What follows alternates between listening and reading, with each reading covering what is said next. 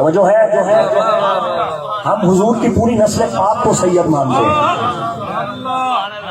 کمالیہ کی تاریخ میں نے یہ کبھی نہیں کہا جو اب کہنے جا رہا ہوں. توجہ رکھیے گا اور اپنے دل کی تختی پہ یہ لکھ لیجئے گا اور یاد رکھیے گا، چونکہ بعد میں اسے سب پڑھیں گے. میں دے رہا ہوں، بعد میں اسے پڑھا جائے گا.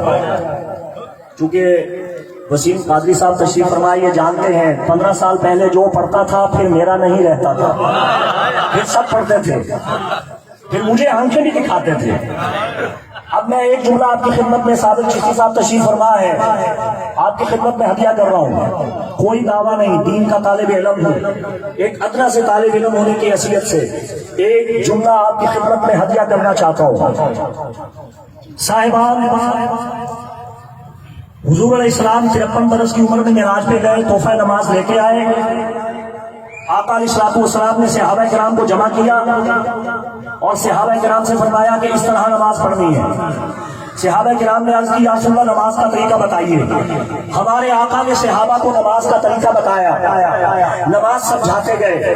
جب تشہد میں درود کی باری آئی، میرے آقا نے بتایا کہ درود پڑھنا اللہم صلی علی محمد وعلی آل محمد.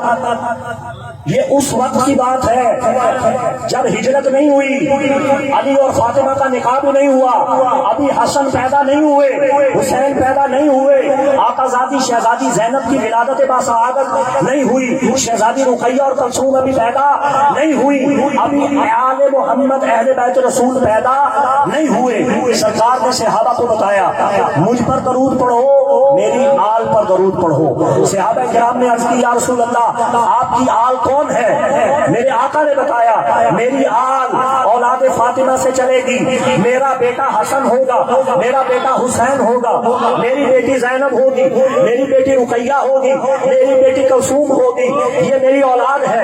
تم ان پر درود پڑھو. میں سلام پیش کرتا ہوں جناب ابو بکر صدیق رضی اللہ تعالیٰ عنہ کو، جنہوں نے اپنی نماز میں حسن اور حسین کے آنے سے سال پہلے اپنی نمازوں میں ان پر درود پڑھا. میں سلام پیش کرتا ہوں جناب سیدنا فاروق اعظم رضی اللہ تعالیٰ عنہ پر. میرا سلام آئے اپریشیٹ ان سیدنا فاروق اعظم پر میرا سلام ہے جنہوں نے حسن اور حسین کے دنیا میں آنے سے پہلے اپنی نمازوں میں ان پر درود پڑھا. جناب عثمان غنی ذی العین رضی اللہ تعالیٰ عنہ نے، تمام صحابہ نے. آج 20 صفر ہے، یوم بلال ہے، حضرت بلال کی وفات کا دن ہے. حضرت بلال نماز میں جھوم جھوم کے پڑھتے تھے اللہم صلی علی محمد وعلی آل محمد. اے اللہ درود بھیج محمد پر، ان کی آل پر. اور بلال جانتے تھے کہ حسن اور حسین دنیا میں آئیں گے، میں نماز میں ان پر درود پڑھ رہا ہوں. تو اتنے جلیل القدر عظیم المرتبہ شان و عظمت والے حضور کے جانثار صحابہ ہیں جنہوں نے حسن اور حسین کے آنے سے پہلے ان پر درود پڑھا. اور کتنے بدبخت تھے وہ لوگ جنہوں نے کربلا میں حسین کو شہید کیا اور درود پڑھا. کتنے بدبخت تھے وہ لوگ جنہوں نے حسن مجتبی کو شہید کیا، نماز پڑھی اور نماز میں درود پڑھا. کتنے بدبخت تھے وہ لوگ جنہوں نے اللہ اکبر کہہ کے حسین ابن علی کا سر کاٹا اور نماز میں درود پڑھا.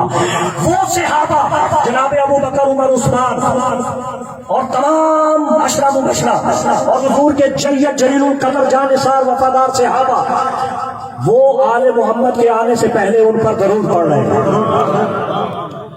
اور یہ یزیدی شہید کر کے درود پڑھ رہے ہیں. جن صحابہ نے درود پڑھا وہ رضی اللہ تعالیٰ عنہم اجمعین ہیں، اور جنہوں نے حسین کو شہید کیا وہ جہنم کا ایندھن ہے. کتنی خوبصورت بات تھی آپ کی خدمت میں. بھائی صحابہ تو محبت کرنے والے ہیں اہل بیت سے، ان میں اور یزید میں فرق کرنا سیکھیے. آج بڑا فتنہ چل رہا ہے، بڑا فتنہ چل رہا ہے، بہت بڑا فتنہ ہے آج. جس کا جی چاہتا ہے وہ کھڑا ہو کے اصحاب رسول کو بھونکنا شروع کر دیتا ہے.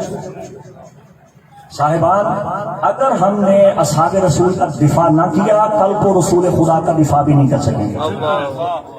اور یاد رکھیے گا جو صحابہ کا دشمن ہے، جو صحابہ سے دشمنی کرتا ہے، صحابہ سے عداوت کرتا ہے، صحابہ سے بغض رکھتا ہے، وہ کبھی بھی اہل بیت رسول کا سگا نہیں ہو سکتا۔ سرنامہ کلام میں نے سورہ یاسین کی 2 آیات آپ کے سامنے